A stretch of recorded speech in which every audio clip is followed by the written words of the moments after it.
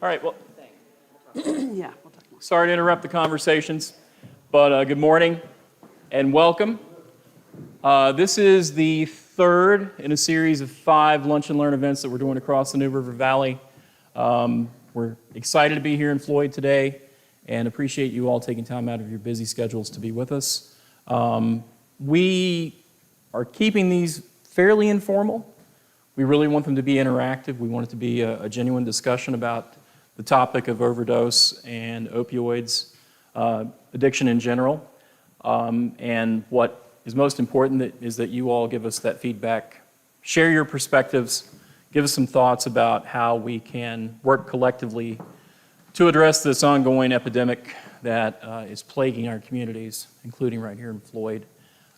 You all are familiar with the numbers. We lost over 110,000 Americans just last year to overdose. Those were the numbers that were just reported.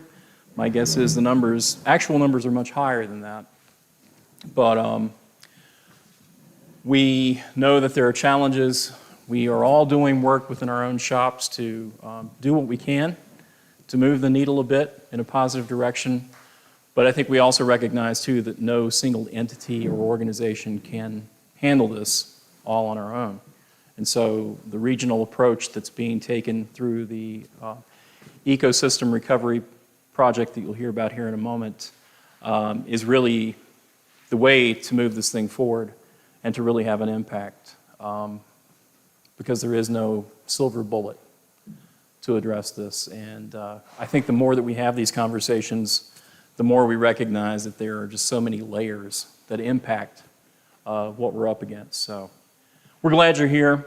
We're going to start, as we have some more people trickle in, with introductions. So if you would just quickly tell us who you are and who you work with. And Lisa, we'll start with you. How did I know that was going to happen? Hi, everybody. I know a lot of faces in this room. It's good to be here. I'm the Assistant Branch Manager at the Jesse Peterman Memorial Library for Floyd. I am also on the Drug Court Advisory Board, and I've been invited to sit in on drug court meetings, which is a huge honor. I'm not part of that actual team at this time, but being able to be a presence in that room when people are speaking about their struggles and seeing the compassion that Judge Fleener gives to those folks that are dealing with these addictions is really empowering, and it puts me in a position to help them more. So I'm very thankful to be here today. Thanks, Lisa. We'll just go on to this table. All right. I'm Sophie Ward, and I am from the Women's Resource Center of the New River Valley. I am Sarah Frazier. I'm from Curling Clinic, and I have the honor of being the community health educator for our New River Valley service area. Debbie Brett, and I'm a case manager at Tri-Area Community Health. Miriam, I'm a case manager at Tri-Area Community Health. Susan? Susan Dalrymple, Virginia Tech Cooperative Extension, the Rural Opioid Project. Hi, I'm Renee Cox, New River Valley Community Services. I'm Pat Scott Cobb. I'm with New River Valley Community Services, and I'm one of the outpatient clinicians in our Floyd clinic, and I see everybody from children to the elderly. I'm Jack Wall. I'm a business owner at Floyd, doing some work to try to support nonprofit activity in the area. I signed it, but thank you. Dion? I'm Dion Harrison, and I am the CASA program director for NRV. I'm Tori Testerman. I'm a care coordinator with Spiro Health. I'm Caleb Ayers. I am the Virginia Outreach Manager for Spiro Health. Hi, everybody. I'm Shannon Hardwick, the Executive Director of Virginia Center. I'm Copper Hill. I am a board member of the Virginia Center here in Seattle. Melissa Daniel. I'm with Floyd County Public Schools. I'm the Assistant Superintendent of Special Education and Student Services. I'm Jessica Cromer. I'm the Division Superintendent in Floyd County Public Schools. Chris Alderman, New River Health District.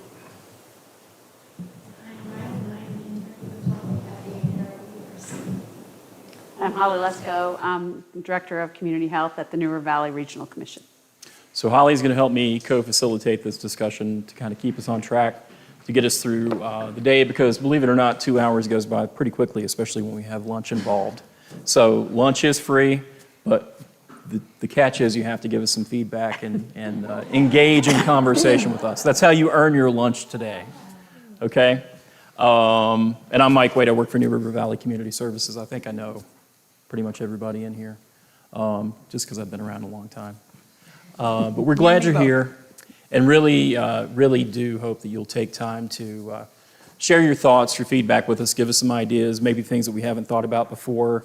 And I think being able to look past the focus of our own shops and what we're responsible for is probably one of the benefits that you get from being involved in a conversation like this. So keep your mind, your eyes, your hearts open, and let's just share and learn together and figure out things that we can do to help one another address this issue. We want to avoid duplication of effort, duplication of resources, and work together to make this thing better. One other thing that you need to do and keep in mind, and I'll try to remind you, if you have a question or a comment, please grab the microphone that's in the middle of your table. We are live streaming this event, and just so our audience online can hear what you're saying, make sure you take that microphone. You don't have to push any buttons. It's already on. Just pick it up and speak into it when you do have questions. It's not going to affect the sound in the room, but online, it'll help folks be able to hear what you have to say. So with that, I'm going to turn it over to Holly just so she can highlight the Recovery Ecosystem project. Well, thanks for the time, Mike, and thanks for having us here. There's one of these at each one of your tables. It gives a kind of a high-level overview of some of the work that we intend to start building here in the New River Valley as part of the recovery ecosystem that Mike already mentioned. For those of you who maybe I sometimes feel like I'm swimming in the soup all the time with the opioid abatement. The Opioid Abatement Authority is the Virginia's response to the funding that's coming into across the nation because of the opioid crisis and because of the dumping of opioids in our communities, particularly Appalachia, by pharmacies and drug makers in our region. So there are still settlements underway, but some of that money has started being distributed in the state of Virginia. They formed an authority. I just want to stand more in the middle so people don't have to hurt their neck. The authority decided that there will be direct distribution to every of the political divisions in the state, which are counties and cities for the state of Virginia. So people are getting direct allocations of this funding, and additionally, the state held back some of that funding for competitive grants and also to distribute to state entities. So as part of that competitive process, the New River Valley came together and under some support from the New River Valley Regional Commission, where I work, and decided that doing something collaboratively and cooperatively was an appropriate way to address this issue. One of the things about the New River Valley, one of the reasons I love the New River Valley, is that it is a region that has long known that it is stronger together. The localities have worked together on many different activities, broadband, most recently the response to the pandemic, COVID pandemic, and I feel lucky that I've had the opportunity to continue to do that work with this region. As part of the application, each one of our localities put forward their direct allocation as match for the application. So there is $1.2 million between all of the localities, which is distributed based on your population, as well as impact from the opioid crisis and a couple of other criteria that are a little bit esoteric in my mind, but some have to do with age, things like that in the region. So because the community came together to put that together, we were able to seek $2.1 million in direct allocation from the state. So we have $3.4 million this year to work on the opioid crisis in the region. We applied for 5 years of funding. So as long as we continue to do good work with all of our regional partners in our localities, we will receive funding in those out years. It's not exactly the same amount each time because, for instance, in this first year, one of the things we requested funding for was looking at supportive housing in the region. We know there's a real need for that, and we are working with New River Community Action as one of the partners. It's already doing a lot of work in the unhoused population, which there's a lot of crossover between folks who have addictions as well as being unhoused. So taking a look at that, putting some study money into that with the idea perhaps by year 3, which is kind of an estimate again, we put a bigger chunk in that budget that we submitted to actually do some bricks and mortar work. One of the bricks and mortar projects that we did put forward for this first year is the expansion of beds at New Life, which is New River Valley Community Services inpatient treatment facility. They're expanding. They are currently 10 beds, expanding to 17 beds. The hope is that will happen within this, maybe not calendar year, but fiscal year for this project. And then additionally, another study piece is adolescent care. One of the things that we know there's a need for in this region is a lot of kids who are struggling with addiction end up being sent very far away from their families. And without integrating family support into treatment, we know that there's less likelihood for success for that child to come back and have a successful transition back to their community. So those are some kind of high-level pieces that are kind of the mix between study and actual on-the-ground work. One that I'm really excited about is the mobile unit in our region, which is the health districts. Towards the end of the pandemic, the localities helped to support the purchase of a bus, for lack of a better term, that has 2 exam rooms in it. It wasn't as productive, Dr. Bissell would say it more frankly than that, during the pandemic, because we took a lot of logistics and approvals and red tape to get through to get it on the road. But all of those things have happened now, and so our intention is to partner the health district, New River, our community health center, the New River Valley. Hopefully we'll get Tri-Area Health involved here. New River Valley Community Services, as well as, I'm trying to think, there's one more. And seems like there's one more partner involved. But anyway, combining services on this bus that will have a loop through the region in some particular way. We also at the New River Valley are working on the health district's website, the Road to Wellness website, which formerly kind of became the COVID website, trying to do a little rebranding there, to have it be a place where people could literally see in real time, where is the bus today, how long is it going to be there, and when can I expect it, where it's going to be next for me. And it also destigmatizing some of the treatment and the needs for services, because it'll have vaccines, it'll have STI treatment, it'll have counseling services, it'll have MAT, medically assisted treatment, where the intention is to make it an accessible health mobile center for folks around the region, so that it isn't just the drug bus or the sex bus or whatever people call it now. So we're trying really hard to make sure that it, and also we know that the underlying needs, which kind of Michael be helping to guide us through buckets of discussion around this work, are prevention. And I was just talking with our school folks at the back here, one of the positions that we hope will be hired some way through the region is a school coaching position that would work with schools and school staff and students around trauma-informed care, adverse childhood event training.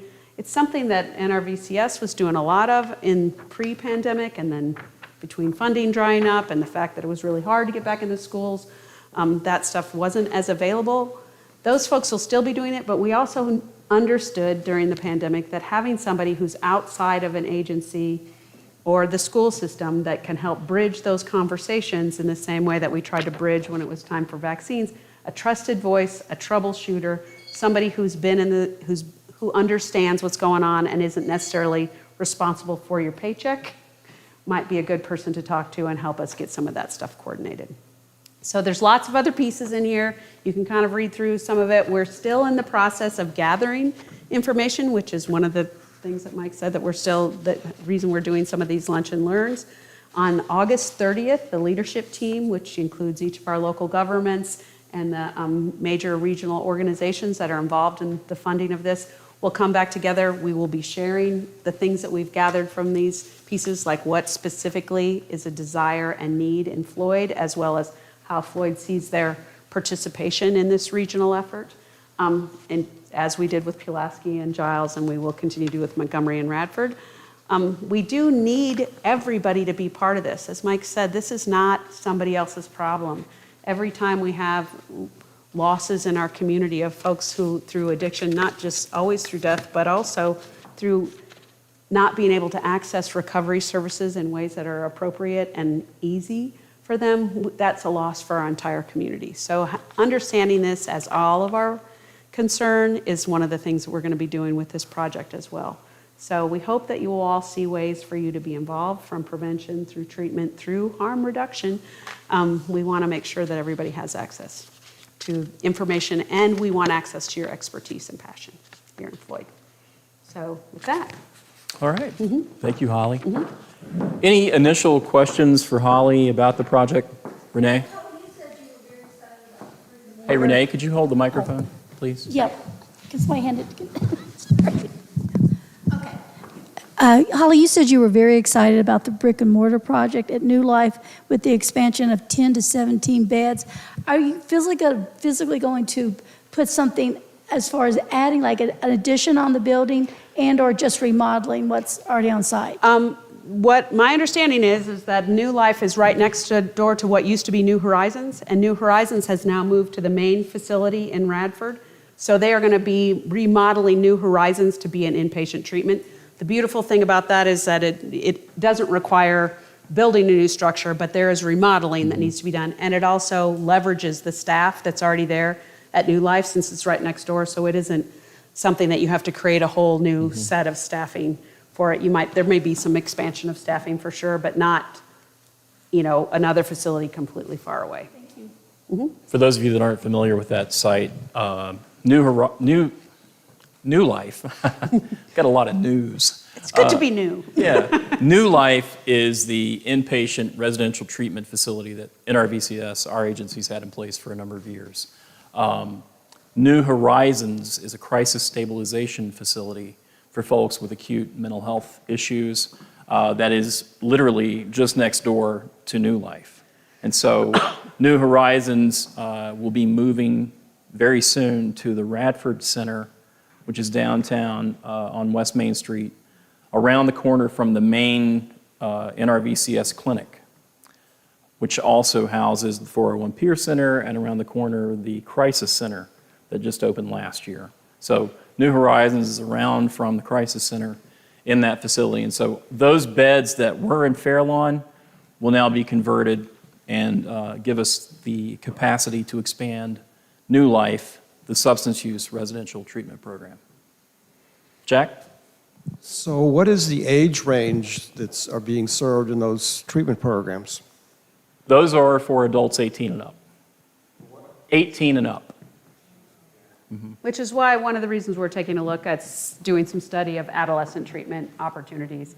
And I think there's lots to be learned. Right. For how that, whether or not an inpatient treatment facility is appropriate, or maybe there is just expansion or intensifying more in-home treatment for folks too. It's just, there's lots to learn. Yeah, yeah. Well, we do, because have Eagle's Nest Yeah. is available. That's a pretty large adult treatment program there, Christian-based, of course, so a little different there, but they're pretty successful and are expanding. We've So added women, yeah. So being in touch with them, I mean, there are a number of important groups that are not participating today that are, you've got, of course, I guess the fundamental thing is that a lot of the substance abuse that people get into is related to a mental health, self-medicating for mental health issues, depression, and of course we know that's a severe problem in our society in general and in here in Floyd. So we got a lot of, support groups that make an effort, but a lot of times they need some technical assistance and another support network to deal with the difficult problems that we're talking about today. So you've got, but I'm working with like Floyd Young Life reaches out to kids in the high school, but they could be included in some of the additional. I mean, I know they're dealing with a lot of depression and issues within the student population. And then we've got Junebug Center and a lot of other groups, churches that are, have an interest and a potential to reach additional communities. And but it's obviously a complicated subject. So if we're not all together learning what we can be doing together to better be more effective, then that is I think the big need.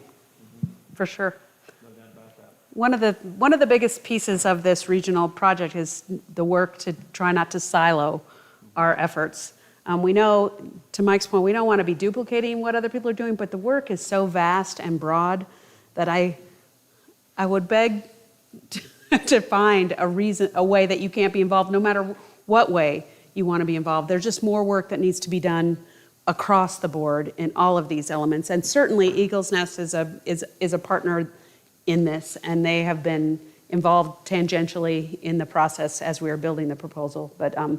But we definitely want to make sure that we include all of those voices and all the partners who want to be part of it. So, and there's you behind you, Jack. Yeah. Who is coordinating and collaborating? Is there one entity that provides collaboration for services here in Floyd? Services here in Floyd. Right now, the Regional Commission, where I work, New River Valley Regional Commission, is the coordinating organization for the Opioid Abatement Authority funding. And exactly how that's going to play out in each one of our localities is something we're still navigating. Another position we're talking about potentially needing, or maybe multiple positions, part-time positions, are what we're calling community accountability coordination, to make sure that both the localities who have committed match fund, because Montgomery County agreed to be the fiscal agent. So everybody, that's why it's, doing things, what do they say? You can do it together and, go slow, but it's stronger, or you can do it on your own and go fast and, leave a lot of people out. We're doing this together, and so many times I've been asked to slow my roll a little because I'd like to just get busy doing some things. And I know it's really important that we have these conversations up front about how is this going to look different in Floyd than it looks in Montgomery, than it looks in Pulaski, and it will. It undoubtedly will, but that doesn't mean that we shouldn't understand and learn from each other while we're trying on different things. There's going to be several pilots. I know there's a desire potentially to have a peer center here in Floyd. All of the localities want that. Ultimately, I think NRVCS wants that to happen for each one of the localities. Exactly what that looks like in each locality is going to be a little different too. So we're going to be having lots of conversations, and that accountability has to go both ways. We're going to all have to be in this together and willing to understand we're going to make mistakes, and we're going to not do that mistake again, hopefully, and try something new. Yeah, Lisa. I have a question as far as when you're speaking about the community accountability agencies. I think those were the three words you said. Coordinators. Coordinators. Okay, Yeah, perfect. yeah. That's where this comes into play. I work with the Certified Recovery Peer Support Specialists, and I'm wondering if, as that gets going, because they do need so many volunteer hours to be certified, if that will be something that they can be part of. Sure. That's awesome. I think we have to have, the more peers, the better we have involved in this work. And I think what we have to figure out is a way to support and enhance the way that peers are invited to the work. Thank you. I just think that sounds like a great partnership, because they do need so many hours, and they are on the ground, kind of boots on the ground, knowing what people are going through as far as mental health and substance addiction. So thank you for sure. So in terms of, I love you talking about the fact that we are going to have to make sure we're really collaborative across multiple agencies, et cetera. To the point of communicating that process and how people can tap in and stay up with the latest and greatest. Do you guys have a dedicated website yet, or will there be one? I think there has been agreement, and again, we're meeting on the 30th, so I try not to speak for the leadership, that the Road to Wellness is the right place to do that, because it is a known website already. Even though it's owned by the health district, it easily can be linked to a lot of other work. The intention, kind of to Mike's point, is we want to make it easy to get into the access. We want there to be no wrong door, and we don't try not to complicate things more than they have to be. And not make anybody else. Right now, the New River Valley Regional Commission, our organization, because we're doing some coordination, we manage that website for the health district, and so that takes the weight off of any one of our partner agencies who's going to be boots on the ground doing that work. It can help us help them. And I think, too, those of you who come to these events, to get your name on the sign-in sheet, we've got your email. We'll make sure that as we have information to disseminate, you'll be sure to get that. So make sure that you're on that sign-in sheet if you're not already. The coalitions have to be involved. Yes. Yeah. Holly's mic is down? Mine's down. Okay. All right. Holly mentioned earlier that we're going to walk through buckets, different buckets related to this topic. And so the categories that we're going to cover and get input from you all around include prevention and education, treatment, obviously, recovery, and harm reduction. Okay? So with those 4 categories, we've got lunch coming around 11:30. What time It's are we at? 11:29. Okay, we're getting close. So we'll pause and have lunch once it gets here, and then we'll take about 15 minutes for each of those categories to talk through ideas, talk about what's happening currently, and then maybe think about what we could do with this additional funding, with these additional resources. How can we expand upon what's already available or create new strategies that will help us address the issue in the NRV and specifically here in Floyd. Any other initial thoughts? I don't see lunch yet, so we've got a few minutes. Just sitting here as a representative working with the Junebug Center, and we have many connections to many individuals, families in Floyd County, and certainly regionally too, by virtue of many of the events that we do. It occurs to me that we'd love to be involved, but we're in a landscape that perhaps has a different lexicon than everyone else does. And so even just a glossary of terms so we can learn this world better, and that I think that also helps people who might be peripheral organizations like ours feel like we can really belong and participate because we know what you're talking about when you say things like what you just said, Lisa. About the peer, exactly, the peer support. Like, what is that, right? And so we understand then all the connections. I think that's a great, that's a really good point. That may be something really early on in the website that we would be developing. It also, I think, for me, this is speaking from, I want to understand and I want to be supportive and I don't want to make a mistake. And here's the bottom line, we're gonna. And so the sooner we can kind of shake off that fear that I'm gonna offend somebody or whatever, as long as I'm willing to recover and allow somebody else to educate me, I think that we can do this together really effectively. I think there are lots of ways, that's why some of those high-level trainings for trauma-informed and ACEs training is something that isn't just in the schools. We all need that. We all need to know how to engage with each other. We all bring our own trauma. We all have our own responses when that gets poked. Trying not to use the word trigger anymore. Like all the words that I'm trying not to figure out. So I think, to your point, yeah, I hope there'll be people who will be willing to dig in first and make mistakes and mea culpa when we do. But I also think that we have lots to learn. And we have many, many fantastic people who can help us learn. I love the idea about the glossary of terms. That's great. It's come up in the first 2 that we've done in Pulaski and Giles, and I'm sure it'll come up today. When we're talking about addiction, words matter.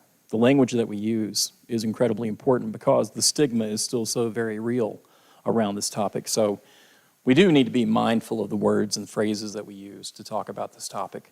And terms like the word addict, has a really negative connotation, so we have to be aware of that.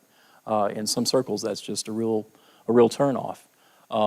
And so folks who struggle with addiction get labeled a lot, and we make them feel like second-class citizens or like they're bad people that are doing bad things when really they're just living with a disease that has overtaken their lives in a lot of cases.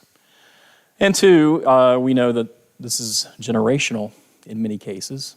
The school systems see layers upon layers of that. If you work for DSS or any kind of human services agency, you're seeing the parents and grandparents of folks that have already been through the system, and they continue to struggle with the issue because it's so generational and so deeply ingrained in some of these families that we all work with, the common clientele that we share in many cases. So I see food coming out on the table. So, yeah. So if you want to take a quick break for the restroom, then we'll grab lunch, come back, and then we'll talk about the 4 categories that I mentioned earlier. Sound good? All right.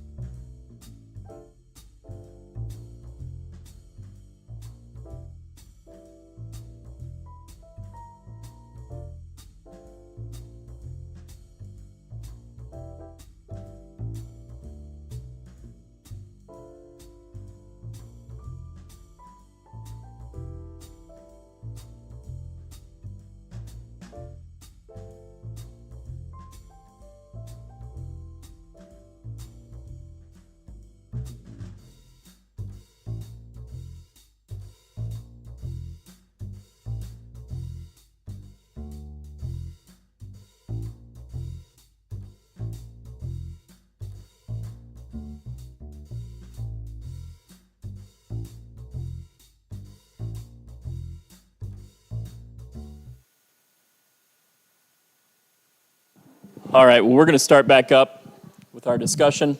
And please continue to enjoy your lunch. And if you have a thought, we'll wait for you to chew, swallow, and then you can ask your question or make your comment. So we're going to talk about 4 different topics: prevention, education, treatment, harm reduction, and recovery, and take about 15 minutes to talk about each one of those. So it's kind of a free-for-all, free-form response. As you have thoughts or ideas pertaining to those topics, just speak up.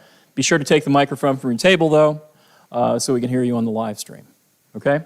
Oh, and good news, we will have a recording of this available on our YouTube channel after the event's over with, so if there's somebody that's not here that you think should listen in on this, we can send you the link to share. You need us to disguise your voice. You let us know that, too. Well, we'll think about it. So let's just start off with the one that makes the most sense to start with: prevention and education. Everybody knows what we mean when we're talking about prevention as it pertains to addiction, substance use disorders, overdose. Everybody clear on that? Anything that's currently happening that you feel good about, that's working well? Anything that you think we're missing out on that we should be doing? Jack? I mean, I think it's pretty obvious. There is a huge amount of misinformation and promotion of, I mean, everywhere you go, alcohol and substances are modeled in the media. I mean, it's everybody's drinking. Of course, you know, we're not necessarily talking about alcohol as much as other things, but young folks are influenced tremendously. They don't have a clue. I mean, the vaping thing is a big deal, and yet, you know, these kids are getting addicted to nicotine. That's going to be a lifelong problem, and yet we ostracize people that smoke. You know, you can't go on an airplane or anywhere, basically. So these kids are getting trapped into a habit that they can't easily quit at a very early age because of social influences, and we don't have anything countering it. We don't have the education. We don't have the parents, and you know, I don't think there's enough education in schools about this kind of stuff going on, and and yet it's a massive problem. So we've got to do a better job of talking about this stuff, because that's the thing. It's not talked about except from the negative point of view, or from promoting lifestyles that are absolutely dysfunctional. So, I mean, it's a serious issue, and that's why we've really got to get busy on getting this word out. And that's why I think you guys have so much role to play, because you have a lot of that information. You know, the whole cannabis thing, the whole nicotine, everything else that are kind of gateways to other stuff. And of course, I guess, you know, apparently I guess heroin's pretty cheap. Fentanyl, of course, is the big thing we talk about. It's from a harm point of view, but it's bad. You brought up an important point, Jack, and I'm glad that you did. If you could pass the microphone back to Pat. I'll just quickly say, you know, when we talk about prevention, you know, the money that's being funded through to communities is all based on the opioid epidemic, prescription painkillers, and how that just devastated our communities over the last 20, 25 years. But if we're thinking upstream, truly thinking upstream, Jack makes an important point. Kids are getting easy, quick access to vape devices, so that nicotine addiction is very real. Second graders, third graders, being able to get access to these devices, they don't understand what's in them. They don't understand how it can harm them, but there is science behind nicotine addiction. And these devices are highly concentrated with nicotine. One of those little pods is equivalent to between a pack and 2 packs of cigarettes. So severe nicotine exposure at an early age sets that nicotine addiction in place very early. And I mean, there are a lot of people who struggle with more hardcore illicit substances that will tell you it's harder for them to quit smoking than it is some of those other drugs that they've encountered. So that's a very real important point. We also have, as a society, as Jack mentioned, we have normalized and made drinking alcohol so socially acceptable. I mean, you all have seen it, I've seen it, kids having birthday parties at breweries, at wineries. I mean, it's happened. I've seen it with my own eyes. So what kind of message does that send?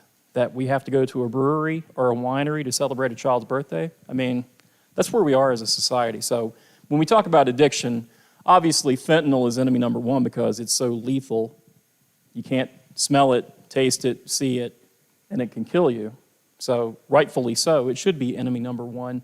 But if we're thinking about the cause of addiction, the nature of addiction, the overarching problem, it goes way beyond opioids. So that's a great point to bring up. I'll let Pat go, and then Dr. Comer, I'll get you. Well, I would just want to add that those vapes are also flavored to entice children to use them. But I don't know what our prevention and education efforts are out here in Floyd. I'd like to know more about that. We, once upon a time as an agency, did a lot of classroom education, but the grant that we did that under was geared toward doing it in 6th grade and 9th grade classrooms. Am I right, Renee? 5th, 7th, and 9th. Thank you. So, you know, what we find over time doing that is that by the time kids are in 5th, 7th, and 9th grade, they're already using some of this stuff that we're talking about. And I did some of that myself in the classroom, and you can just see the kids, they're rolling their eyes. They're like, this is such a joke, you know? So that model doesn't work. That's what we've done in the past historically because that's where the funding was. That's what paid for the program that we did. But we don't do that anymore. We've got to get back to doing more in the schools, in Floyd and elsewhere.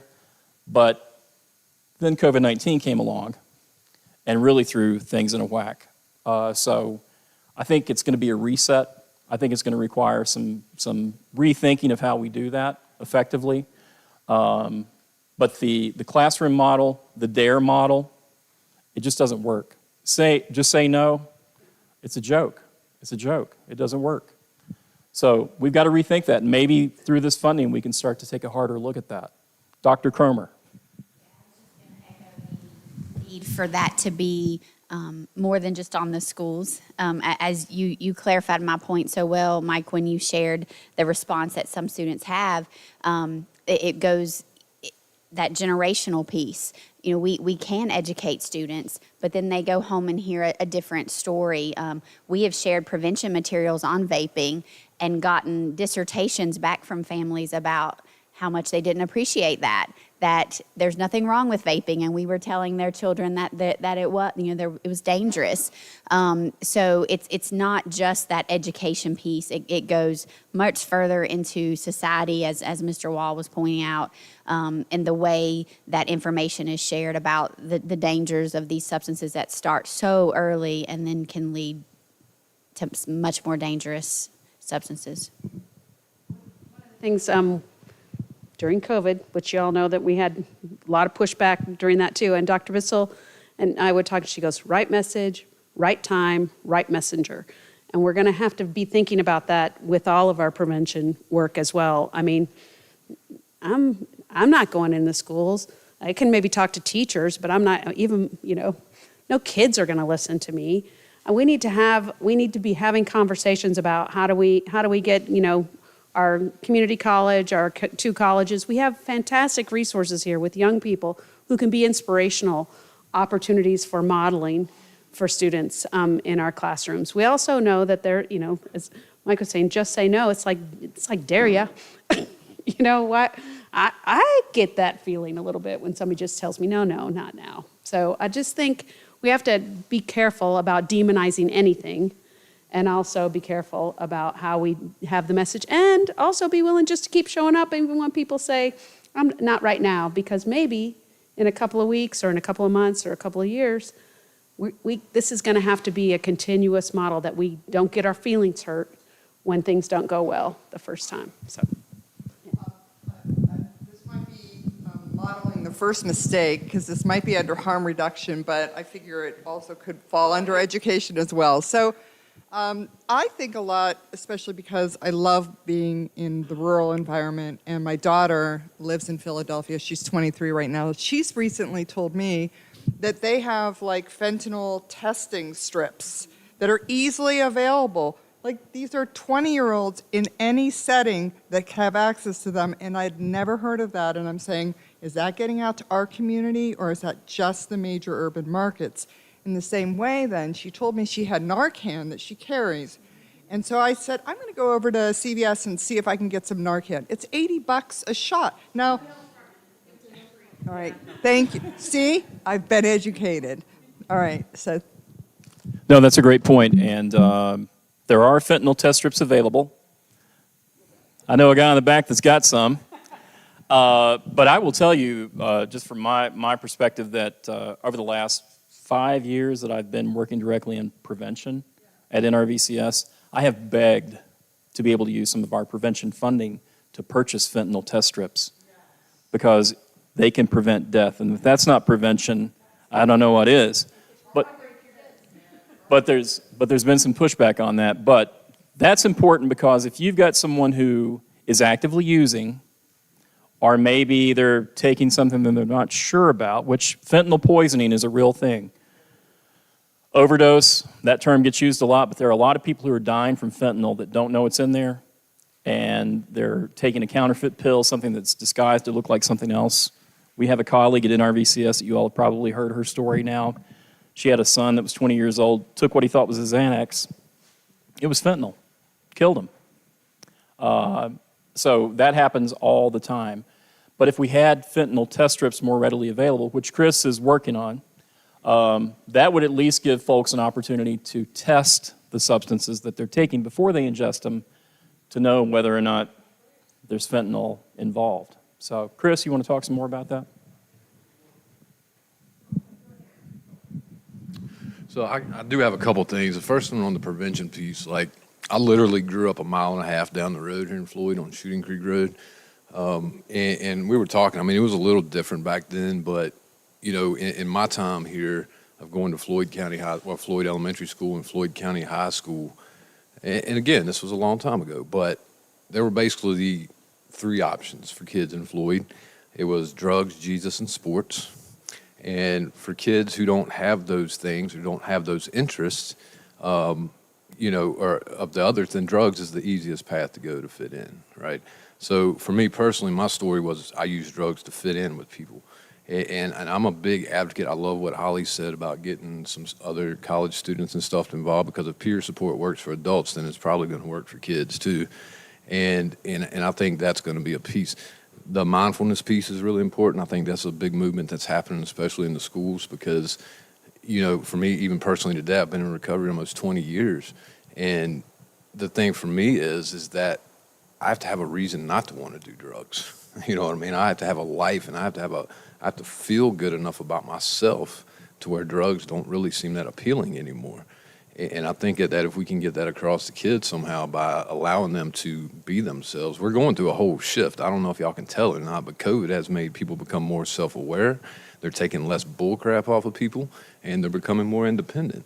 And so I think that if we can allow people to be their true, authentic selves, including the kids, and listen to them and what they're saying is going on, because I've raised 6 kids in the school systems in the River Valley. And vaping's been an issue. Sneaking out of the house has been an issue. I had one daughter who overdosed on fentanyl, and she lived, but the guy who did the pill with her did not. They both did the same pill. He died. She lived. So, yeah, that's my piece on prevention. Like, it's giving these kids a reason to not want to do drugs. And I think peer support's a great option for that. As far as fentanyl test strips and stuff like that, I know this is more harm reduction, but I know tons of people's lives who have been saved by fentanyl test strips, clean syringes, unused tourniquets, cookers so they don't have to use toilet water, sterile waters. All those things help human beings stay alive, because dead people do not recover, right? So we meet people where they are, and you know, kind of we don't we don't give them the drugs, but we know they're going to use the drugs, is basically what I'm saying. So we help them stay safe in doing that. But I'm sure we'll talk about that more. Sorry to get off topic. Yeah, we're going to get to harm reduction here in just a minute. Susan, do you have something you wanted to say? Well, we were talking about vaping and about alcohol. To use the opioid funds, there's got to be a tie-in between, say, marijuana or vaping to opioids in order for it to provide services, preventive or any of them. Is that right? My understanding so far, I mean, it's very flexible as long, okay, so two things. Those of you who are as old as me or, know to the Tobacco Commission, when it started, a lot of that money got diverted to things that were not at all related to prevention or getting people off of nicotine. They're trying really hard not to let that happen this time with the opioid money. And the drug companies, who didn't really want to give up this money in the first place, have said, you got 3 years to show that you're making an impact with this funding, or we have the opportunity to claw it back if we think we're using it in some other way. I don't think there's anybody on the planet who can say there's not I think Chris is the one who told me, we are chasing drugs isn't going to help us. Eliminating drugs, we got to address the underlying addiction issues. And I think if we do that, we impact all of, behaviors that are unhealthy or, unproductive for people. And we also have to understand that mostly people are seeking pleasure or avoiding pain. So we have to find ways for people to be able to do that, doesn't hurt them or kill them. So that's what we're working on. So I don't think we can't do that. We just have to make sure we keep it. Yeah, and a lot of that goes back to adverse childhood experiences, trauma that people have experienced in their lives. And as Holly said, to escape the pain or to deal with that, they turn to substances. So that's a root cause for sure. Yes. Just to, I guess, reiterate, you've already said this, but I do have a background in health education. I have my PhD in health ed, and I taught for 12 years at Ferrum College before taking the JBC position. And in our research, the two main things were family support and getting in there with the families, and peer support. The adults can't be the teachers. I mean, all of our research, it's got to be their peers. And I talked till I was blue in the face, so that's a hard one to get people to understand, but it's going to be a life changer. It really is. Well, I know just one of the things, in Carroll County, and it might be one other now down in far south, they did Narcan training for their entire junior and senior class. They also, as part of Narcan naloxone training, the Revive training, that kind of training includes a short conversation about addiction and about, what drives some of that train and how this can help somebody. We haven't yet cracked that nut here in the New River Valley, but we're going to keep working on that. But I do think then you create peer educators around that. You empower kids to have some power and some information, and then they do. And same thing with Radford University has trauma-informed all of their athletic teams. And that was originally done because they were concerned about what was going on in the teams, about their mental health in the teams. But those athletes now are models in the community that are doing training across the campus. It's been done, we can do it, and there's data to support it. And we've been doing naloxone trainings with the nursing students at the high school even back before the pandemic started. And if you go through the health department or NRVCS, you can get naloxone at no cost. So don't go to a pharmacy. We can get that to you or anybody else in the community at no cost. Yes.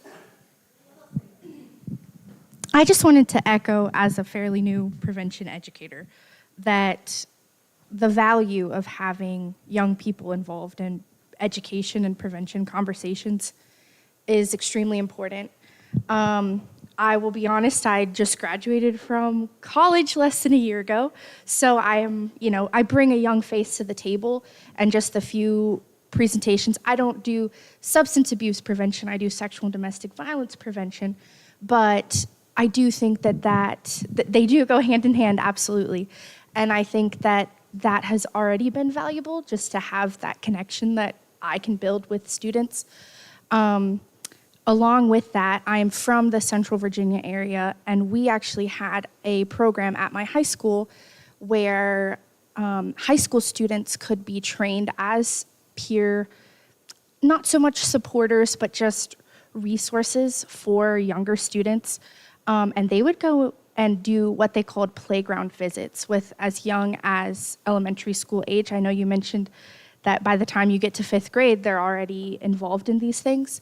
And they would just have casual conversations about drug use, alcohol use, and they themselves, as high school students, pledge to be drug and alcohol free.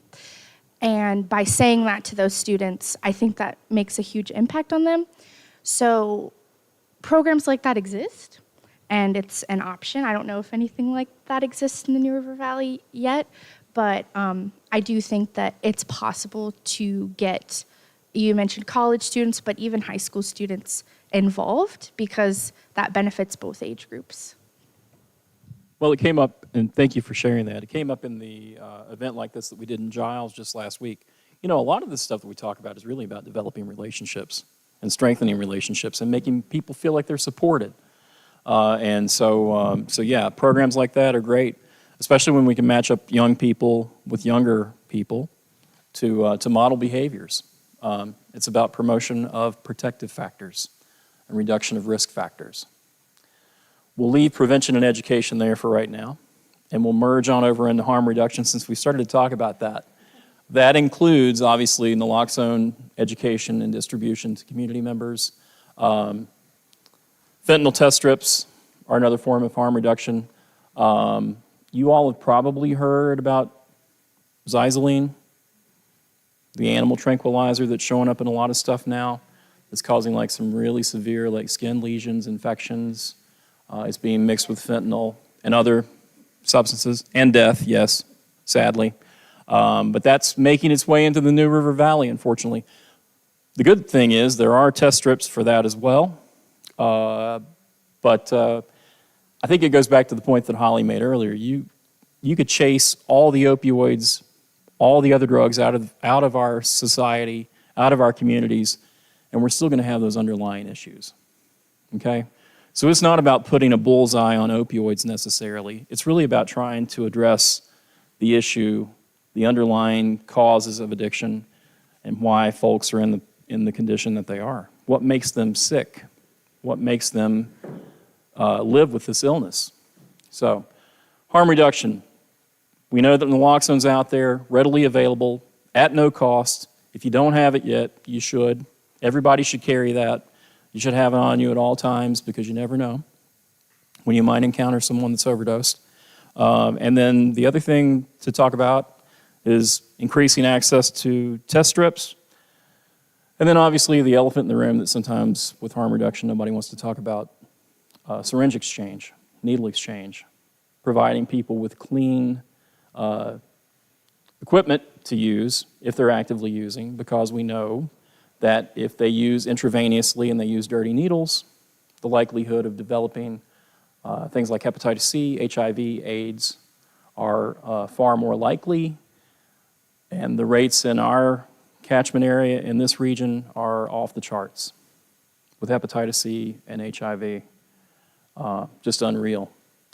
So clearly a public health concern, something that we need to think about, something that affects us all directly or indirectly, if that's the case. So it's a bit of a tough sell with some communities, especially in more conservative areas, because a lot of people think that we're just enabling folks to continue to use. But as Chris said so well, you can't get someone in recovery if they're dead. So if they die from hep C, HIV, or whatever, they can't get into treatment and recovery.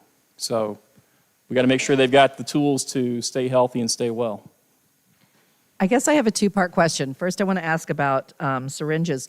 How do people have access to clean syringes? Where do you put those so that people are not, coming up somewhere and having to say, I need syringes? Like, is it we have a refrigerator at the library and it's sort of tucked away. It has food.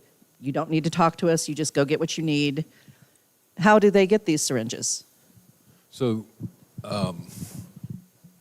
what I've done, I worked in Smith County, so the way we did in Smith County is they would come to the health department and do a one-to-one exchange.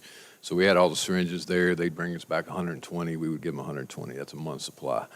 In Roanoke, I did mobile harm reduction, so we had a van, and we would take the van around the different spots in Roanoke City and set up, and people would come there and get syringes and other supplies and stuff like that. So that's how they get them, is they come to us and we'll do the exchange. Thank you. I didn't know if maybe there were just points of where you could just go where there wasn't a mobile unit or something like that, so I appreciate that. Yeah, no, we do it like that because one of the things I say is that the syringes are an incentive. They don't know that, but that's the way I look at it personally, is that's just a way for them to come and connect with us so that we can, whatever they need at that time. Perfect. Thank you. The second part is, as far as talking about harm reduction, everything comes back to, well, not everything. A lot of things come back to trauma. We've all had trauma. So when we're talking about harm reduction in a rural county like Floyd, something that we deal with all the time is the lack of transportation. So something I'd like to see built into these beautiful grand schemes is more options as far as mental health treatment and getting people there. We talk about transportation all the time, and how do we do it? Money, money, money, and the resources.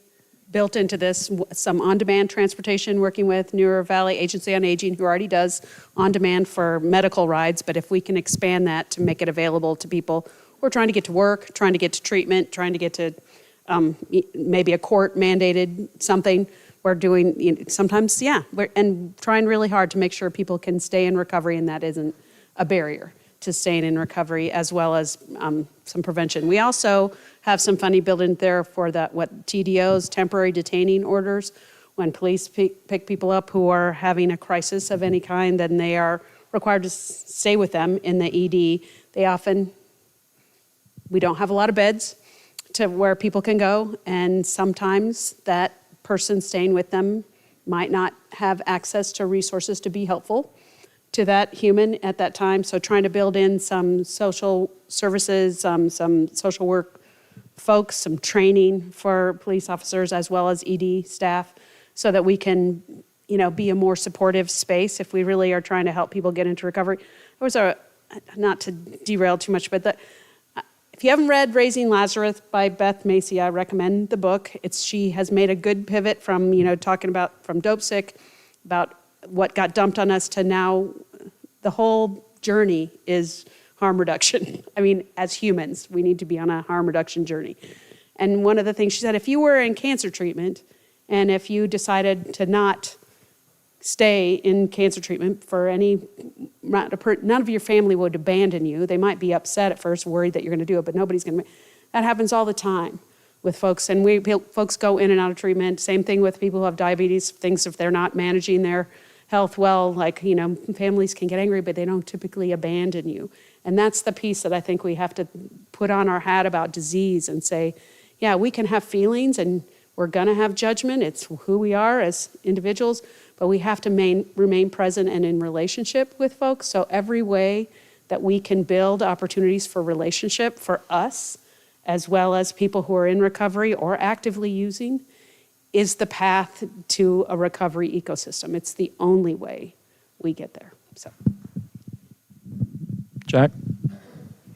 So we need to be including, or can we include law enforcement, first responders, rescue squad, maybe fire in addition, and our lovely dispatchers that answer the phone calls when we call for an emergency? I mean, these are folks who have, for one thing, a lot of firsthand knowledge of what's going on in our community at the level that most of us don't deal with very much. And so they could be informing about the problems they're experiencing, but also maybe making sure they've got the resources we're talking about here. I don't know if they do or not.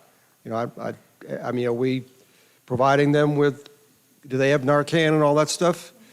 Yes. Yeah, for sure. For sure they have that. In fact, a lot of law enforcement agencies that have canine units carry that just for the canines, because you can use naloxone on pets too.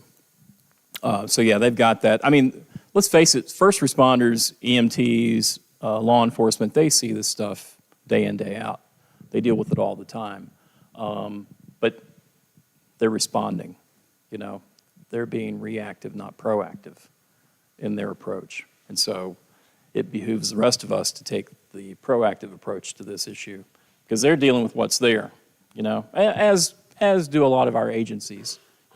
We provide treatment and supports to folks who have really struggled with the issue, obviously, by the time they get to us, or the courts referred them to us.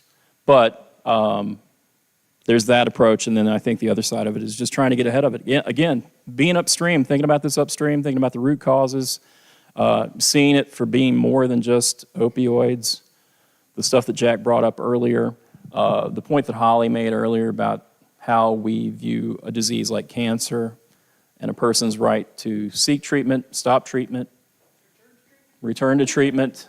We don't treat all cancers the same. We shouldn't treat all addictions the same. So we have to look at it from that same lens. And I've used this analogy before because I believe it's the way we need to look at it. If someone goes down the road here and grabs lunch at Hardee's that has high blood pressure or high cholesterol, we're not going to shun them, right? So why do we look at this any differently? We shouldn't. We shouldn't. They're living with a disease. Okay? Chris? So I just kind of wanted to talk about that a little bit more, if I could, the trauma-informed care piece, as it relates to sheriff's departments, EMS, school systems. To be able to understand harm reduction, folks are really going to have to be trauma-informed and what that really means. A lot of folks are trauma-aware, which means, when I was trauma-aware, for me it meant, okay, people's either been sexually abused or physically abused. That's trauma as a child. Okay, cool. I get it. People's been through some stuff. But what I realize is it goes much more deeper than that. And that's not necessarily always something that extreme that can be traumatic to somebody. And what I didn't know was that, I always thought the traumatic event was the trauma, but it's not. The trauma is what stays with us our entire lives. So when you see a fifth grader vaping and, then 20 years later you see them shooting up heroin, it all comes together as adverse childhood experiences and trauma-informed care. Now, I will say this too, when we're talking about the drugs, is that Mike said it before, the drugs are not the problem. The drugs have never been the problem. It's just the most obvious thing we see. That's like saying that people who eat too many Big Macs, knowing they're overweight, knowing it's bad for them, but they do it anyway. We don't put them in prison. We don't send them to treatment, right? Same thing with people who have a porn addiction and it destroys their marriage, right? We don't send them to prison, but it's all from the same place. All addictions are rooted in trauma, right? So when we can look at it, and when I can look at it from that perspective, I understand why people use drugs, right? At one point, for me personally, it saved my life. Drugs were the only thing that kept me alive from wanting to kill myself, was that next high. People continue to use drugs because they don't want to experience the withdrawals, right? I'm a big advocate for an overdose emergency room, so when people are ready to go, we have everything medically from there on, that whole continuum, ready to go.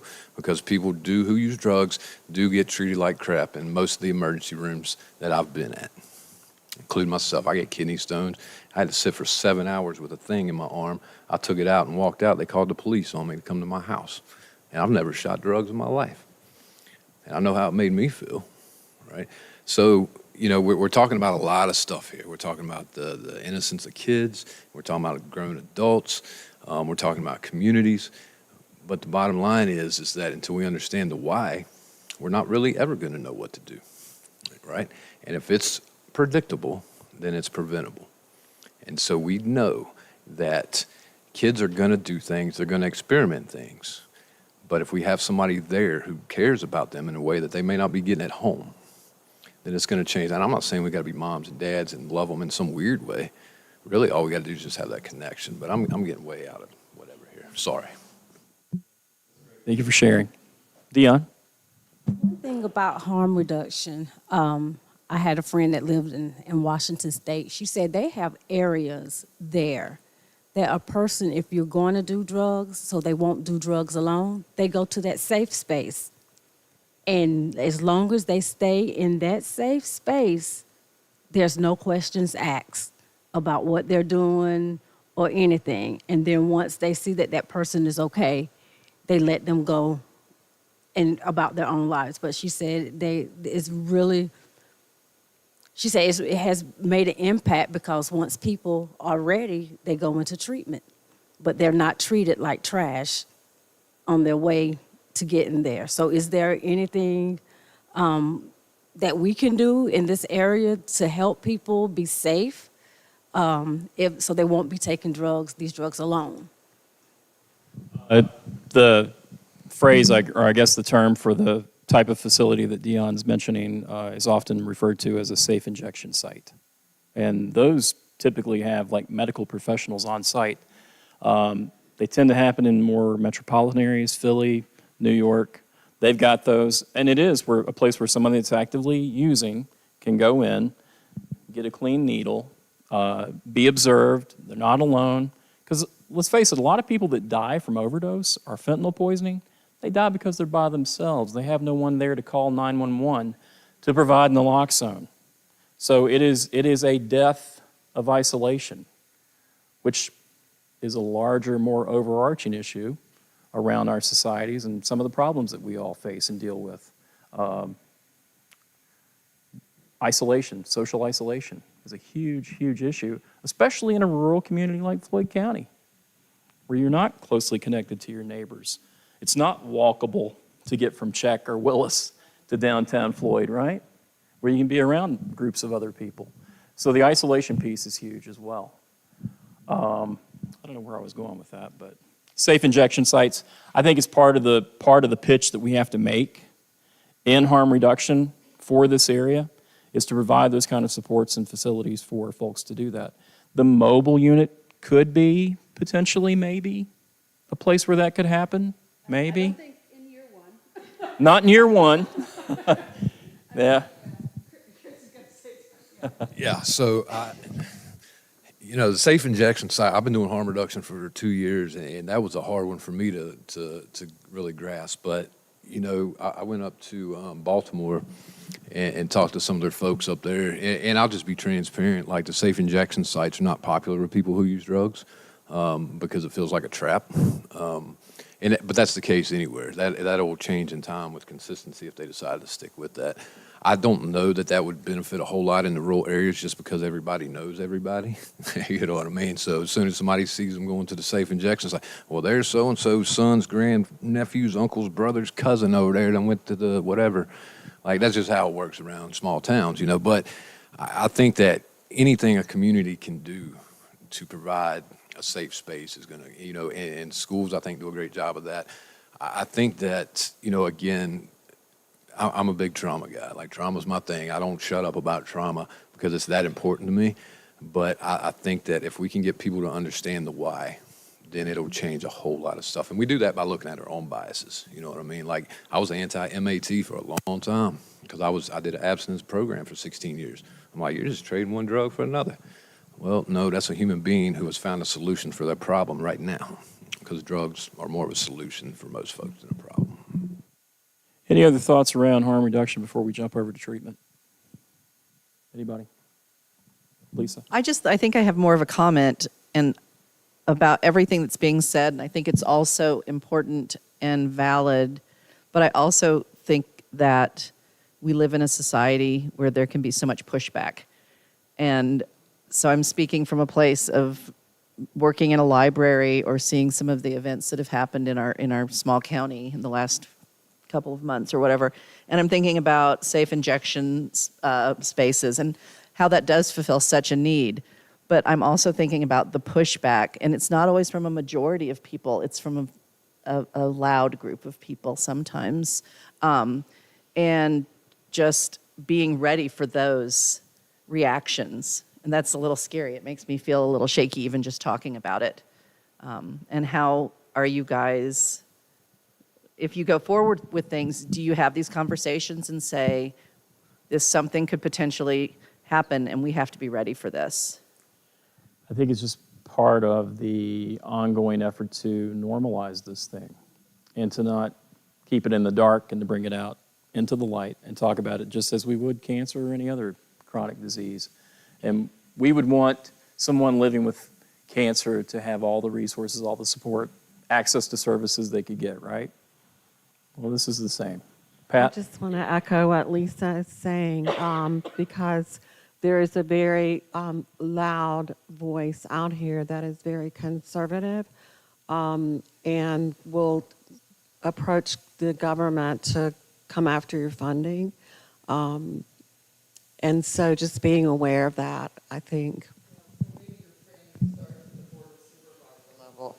Well, I think we're going to have, everybody needs to be trained.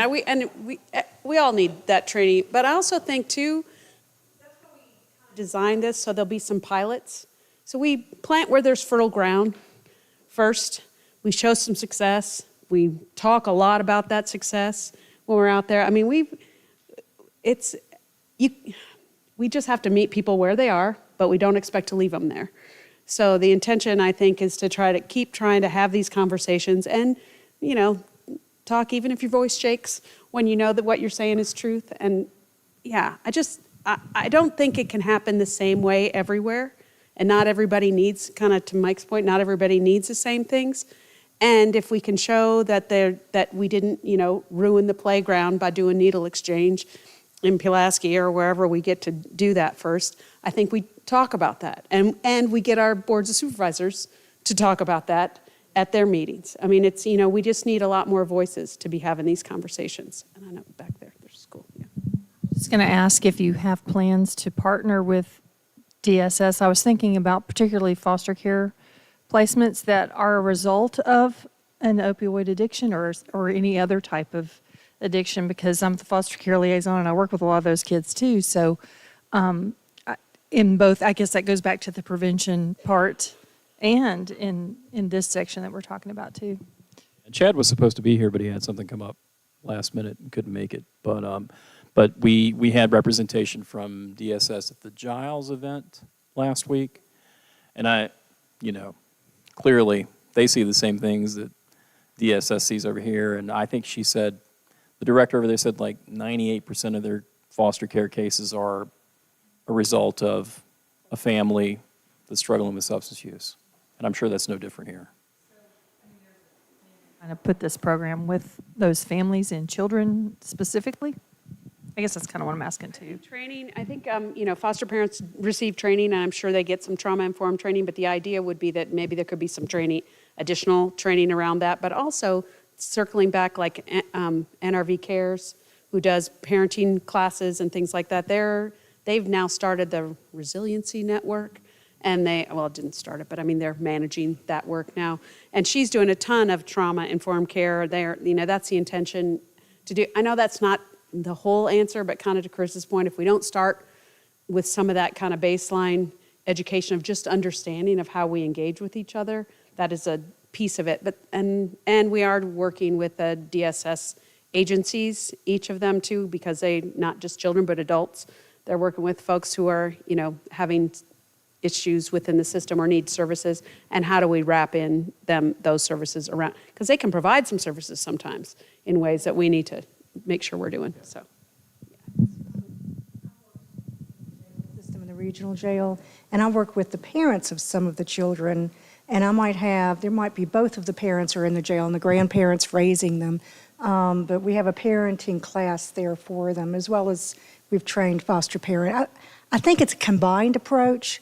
You got New River Valley Cares, you got Community Services Board, you've got our program, because there's not enough people and programs to go around that we're not duplicating. We're actually, I don't consider it that. But these children, yes, they have trauma, and they've already got trauma as soon as their parent is in jail. Renee? Okay, a lot of times a movement is created like Save the Next Girl based on a need in a community. When Morgan Harrington was killed, her mother came out and said, I don't want this to happen to any other child. Maybe this is an opportunity for the New River Valley to start some type of chapter in the school system, because like Sophie said, peers relate to each other. Your social network and the school system is, you're everything when you're a young adult. So maybe working together as agency, we could kind of maybe lay the groundwork for, informed, some type of club, some type of chapter. But since we're all part of the 5 coalitions and the 5 jurisdictions, everybody would be working under the same format. Just thinking about that. I love that, Renee. Yeah, great idea. Any other thoughts around harm reduction before we switch over to treatment? Okay, so treatment. There's not enough. We're expanding residential capacity with the expansion of New Life with this money. We've got MAT programs, we've got intensive outpatient, we've got short-term outpatient, partial hospitalization, the Recovery Dojo program through NRVCS. Probably need a lot more for young people, adolescents and teens. What else around treatment? What are other thoughts? Or gaps for service? Pat? We do have an ACRA-trained counselor for adolescents in NRVCS, Kylie Del Percio. That's part of our treatment offers. Is that outpatient? I mean, It is outpatient. And I do want to, I'm going to put a plug in for my agency, NRVCS. I think one of our strengths are our addiction or our recovery. Even my language is not correct here. But our substance use services are a wide range. And you may have to do telehealth, but I think it's one of our strengths. I can tell you from being with the agency for 24 years, we have expanded our capacity greatly to serve the needs that are out there, but it's still, I mean, it feels like a drop in the bucket sometimes, and you all get that, you understand. I keep going back to the Giles event because we had like 53, 54 people show up for that event. And one of the things that came up indirectly was the pushback around like medication-assisted treatment. Not everybody's a fan of that.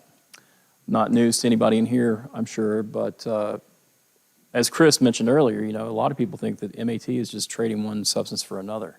There's still that mindset, that mentality, that stigma that still exists. And if we are to be truly open to the fact that the path to recovery doesn't look the same for you as it does for me, then there may be something that works for a person with medication-assisted treatment that another person might get from just attending a 12-step group. You know, I mean, we have to be open-minded about this. There's no one answer for this thing, as I keep saying, but that really is the truth. You're going to say something, Deborah? Yeah, with you talking about treatment, is telemedicine an option for some of these areas where children, well, I guess I should say adolescents, they are so, I guess, worried about, you know, impressions. But if there was a place they could go in a school or a library and they could talk to a counselor or somebody that the instructions are clear, they're plain, they can go in and sit down and say, you know, I feel like I'm going to end my life.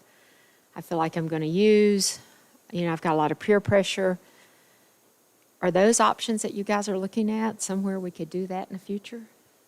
Those are options. And I think that if there was one silver lining with the pandemic, it's that we learned how to do telehealth on a broad scale with a lot of people being able to access that kind of treatment. And again, if you live in a rural area like Floyd or Giles and, you know, transportation is an issue, telehealth is a viable option.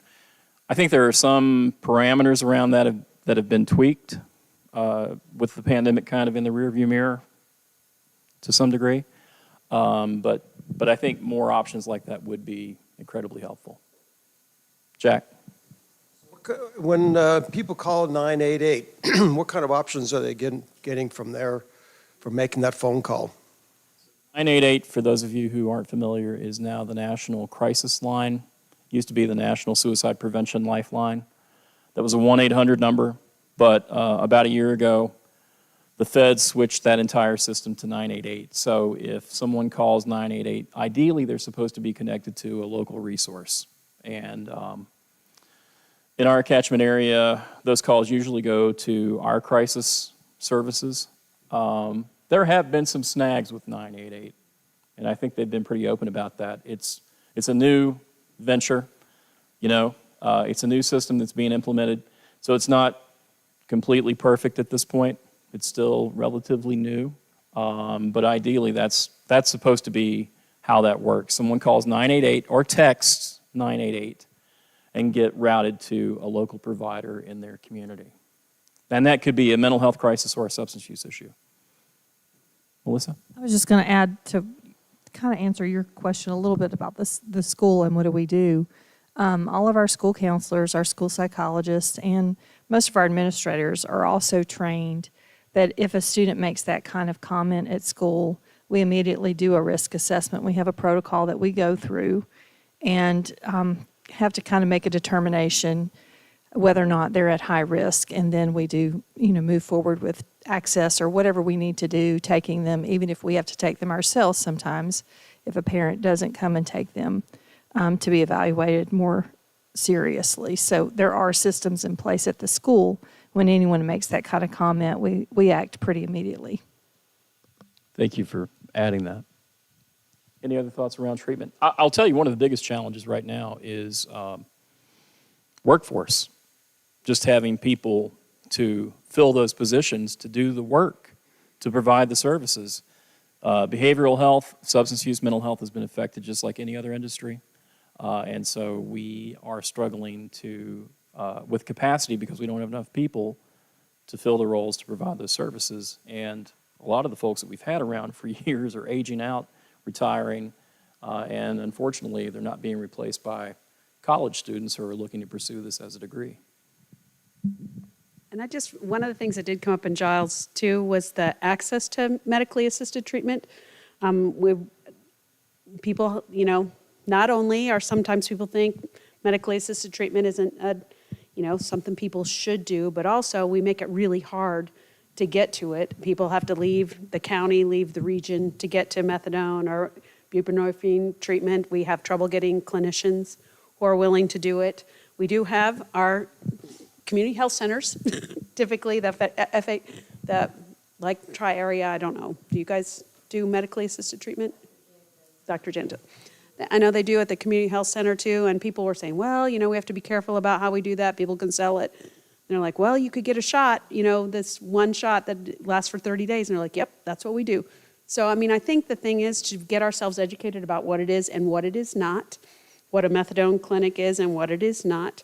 And the idea that somehow we don't have drugs in our community if we don't have treatment in our community is not the right answer to pursue it. So we do, and also in the same way we've piled on to the schools, we've piled on to people's general practitioners too, expecting them to be able to diagnose everything, solve everything. And they are our access right now to care for a lot of us. So everyone needs to become educated enough that we understand where the resources are, and we also need people to understand when they ask questions, it won't be, I'm not going to go to jail if I ask a question. I was just going to address what you were speaking about earlier with telehealth and having them in spaces such as libraries. And we have partnered, and we continue to partner with the 401 Peer Center. We were offering, we obviously don't have the budget to have a social worker come in to be at the library all the time, although I would love that. But what we were able to do working with Leroy Robinson, who's the director of the 401 Peer Center, is have a certified peer recovery support. I get those words wrong a lot of times. Specialist? It's a lot of words, even for me and working in a library. But we had someone coming in, I believe it was weekly, it could have been bi-weekly, and we held the program, I believe, for a little over a year. Always finding the right time of day, the right day is a difficult thing with libraries or any institution that's trying to offer something to the public. Initially, it was open to everyone, and we continually had some of the same folks come in weekly to talk about whatever they needed to talk about. So that was really wonderful. I don't think we had the time of day or the right day perfect. So that's something that and then he didn't have the staffing after a while, but that's something we're also working towards doing again, is having a resource to come in where someone might not be able, doesn't have another place to go to, and there's someone there that they can talk to about whatever they need to talk about. So anyway. Kayla. So with Sparrow Health, we have been partnering up with Family Promise in Bristol, and we see several patients. We set up there every Tuesday, and when we're there, we either gain a lot of patients from there, or we are connecting those patients because we're like, we assess them, and they need a higher level of care. So we have created like a communication feed with all of our community partners. So if we say, hey, we have a patient sitting right in front of us, we need to get them in, as soon as possible. Who has availability? So they're able to just send a message, say, hey, call me. We have a bed. Let's get them taken care of. So do we have anything like that? Because, as soon as we say, we're trying to get people on the phone, they get frustrated, we're frustrated, and then we end up losing them, and we really have to meet them where they're at as far as treatment goes. I don't know if there's anything seamless when it comes to trying to refer someone to another agency. And admittedly, with some services, there are waiting lists. But yeah, I think that's important, and being able to try and navigate and streamline communication between providers to make sure that, if Spiro doesn't have what's in place that's needed, you can get in touch with NRVCS, and maybe we or another agency can serve that person. I think it's just about networking and making sure that we know what each other can do to serve the folks that we can't serve ourselves. Perspective sometimes too that we can let things like fear of HIPAA or things like that stop us from doing some of this work. I do think the partners who are at the table now, at least in the region, are all aware that we need better ways of communicating with each other at the same time protecting people's privacy, things like that. We are in a small, kind of to Chris' point, we're in a small rural community. Everybody knows everybody. So we want to be careful, but we also don't want to let that stop us from making sure that that communication network and that warm handoff can happen as quickly and effectively as we can help people to do. So I do think we are looking at some communication. We've got the New River Valley Community Foundation involved in some of this. They've been working on the Healthy Roots, if any of you, for a really long time. But I think that their intention is to do some kind of communication network that then is accessible by different organizations as well as people working in different areas of community support can be connected, because people who, substance use is one issue, food insecurity could be an issue, housing clearly can be an issue, all kinds of other medical concerns. So we want to make sure that those connections are across the board and with our hospital systems too. We have to find a way to do that bridging more effectively. Any other thoughts around that? Let's move on to recovery then. We're getting short on time, and I want to be mindful of everyone's time. We're supposed to be finished by 1. Recovery, we've talked a lot about peer recovery specialists. That's been a developing aspect of treatment that I think has really proven to be effective for some folks. And everybody familiar with what that means? A certified peer recovery specialist is basically someone with lived experience that's been successful in treatment and recovery, that then is a support for others who are actively struggling with either a mental health and or substance use disorder. What is the certification? There is a certification process that folks who want to become a certified peer specialist go through.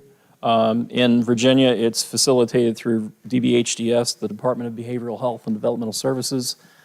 What are the requirements around that, Chris, specifically?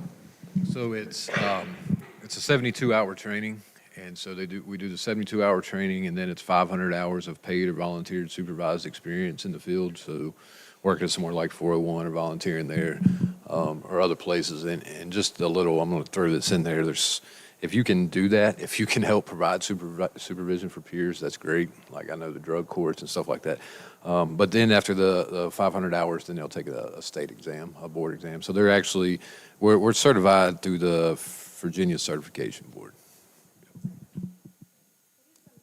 Sorry, that is something that came up at the Giles, I think it was it Giles or Pulaski? Anyway, at one of the last meetings talking about how perhaps a community college would want to provide, ongoing or, continuing education programs, because it's a heavy load we're asking of peers, and we know how successful that process is, and what are ways that we can support and enhance and potentially attract more folks to that work if we can create, that certification is great, but it's onerous, and it also doesn't always prepare everybody. I was just talking to Lisa about all the ways that we're engaging with folks. It does not make you a MSW. It does not make you a certified counselor, and yet often you are functioning in that role. And so trying to figure out how we do that more effectively without diminishing that role, but enhancing that role and not asking more of that work than is really appropriate. Jack? So I haven't talked to Peter Burgraff for a while, but Eagle's Nest, which is a 50-bed male treatment program right here in Floyd County, and a 12-bed female program that they just opened this year. But that's an incubator for certified peer recovery specialists. I mean, they have the opportunity there, and they are trying to get all the people that go through that program that want to do that. So I don't know how many they're churning out, but I'd say it'd be a lot. And I think, a lot of these folks are, once they finish their treatment program, which is a 12-month program, quite a few of them are wanting to stay here and find some kind of use. So I would think there would be, do we have any idea how many certified peer recovery specialists there are in Floyd County or in the area? I don't know. NRVCS has, I want to say about 20 currently on our payroll, just within our agency. Yeah. Yeah. But I couldn't speak to wondering- the others. Yeah.